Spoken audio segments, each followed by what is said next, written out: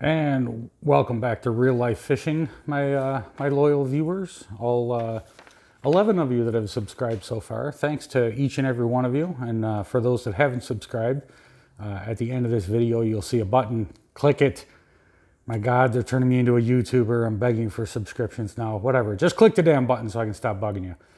Anyway, so we're getting ready to go muskie fishing tomorrow morning. We're going to wake up at dark 30 and leave the house at 3 a.m. and drive a little over 2 hours to a lake and be casting by 5:30 and hopefully hooking up on some monster fishes.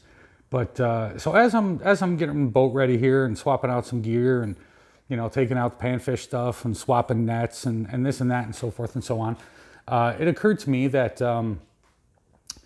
there's a topic that is hotly debated, we'll say, between amateur fishermen.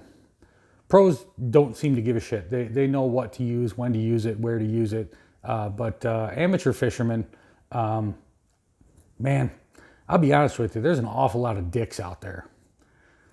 See this on the left over here, this perfectly good reel. They call this an egg beater. And if you use a rod that's got one of them on there, it's a fairy wand, right? Those guys are all assholes. And further, they don't know what they're talking about. We'll get to that in a second. They all prefer these. This is a casting reel. This is a man's reel, right? Nonsense.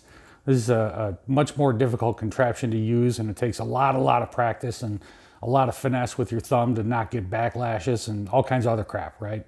So my rod, her rod. I just prefer these. This is what I like for muskie fishing. For throwing heavy baits, you saw a lot of my rods in the rods video, right? Most of them have spinning reels on them. I prefer those for bass fishing unless I'm punching, right, with a real heavy weight, or if I'm throwing a frog, which have some weight to it. I prefer spinning reels as well. Generally speaking, they're easier to manipulate. They weigh less, and as I'm about to show you, they're more powerful. No shit. So here's what we got. We'll get into it, right? So this is spinning versus casting, right? And all those guys that give you a hard time, if you're a spinning reel enthusiast, you can point them over at this video and smack them upside the head with it. And if you're a new fisherman that's worried about wanting to get into fishing and you don't want to learn how to work a bait caster, you don't have to. These right here, these spinning reels, these will do everything you need them to do. And for those guys that, you need a heavy rod. Yeah, well, you know what? Here's a muskie rod that's got a spinning reel on it. Look at that, right? 8'6", extra heavy for 2 to 6 ounce lures, right?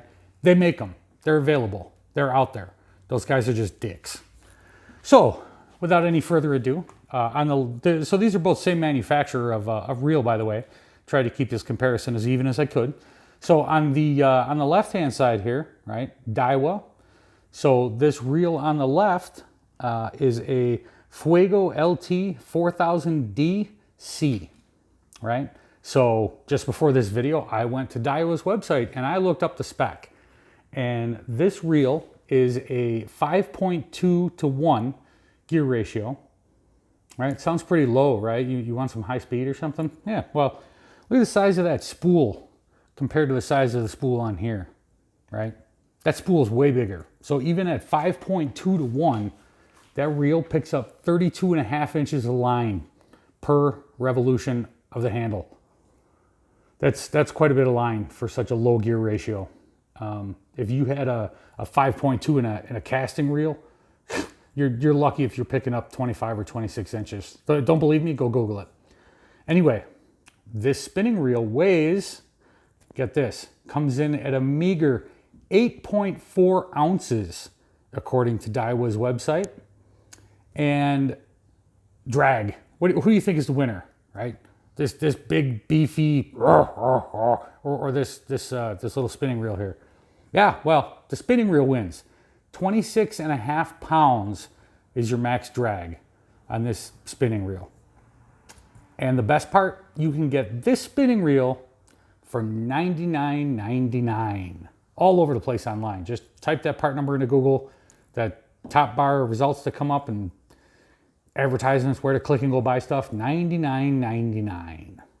Now, onto the casting reel. Let's see how this thing compares. So what are we looking at? We are looking at a Daiwa Lexa HD 400 HP.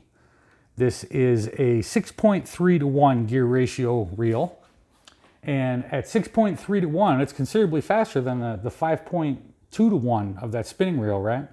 But remember, the size of the spool plays a big factor, right? I'm not going to get into physics and mechanical advantage and so forth. You guys can go Google that if you want to as well. But this casting reel, per revolution of the handle, picks up 33.4 inches.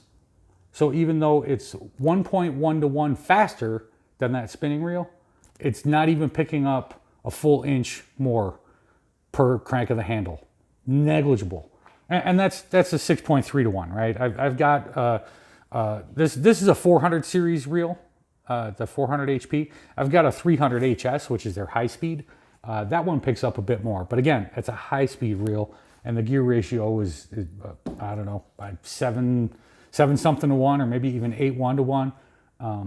In any event, this reel, right? Saying this is a 4000 series, right? You usually find 4-digit numbers in spinning and 3-digit in casting for whatever reason. So this is a 400 series and this is a 4000 series. So they're the equivalent, right? And this 400 series Lexa HD weighs a whopping 17.1 ounces and the max drag is only 25 pounds. So it weighs more than double what that does. Picks up just a tiny little bit more line, only because it's got a better gear ratio to make up for the anemic spool on it. And 1.5 pounds less drag than you get with that spinning reel. So, if you think this is an anomaly, go ahead, look them up. Compare the Tatulas to one another, right? The gold standard of bass fishing reels. Go compare them. I'll wait.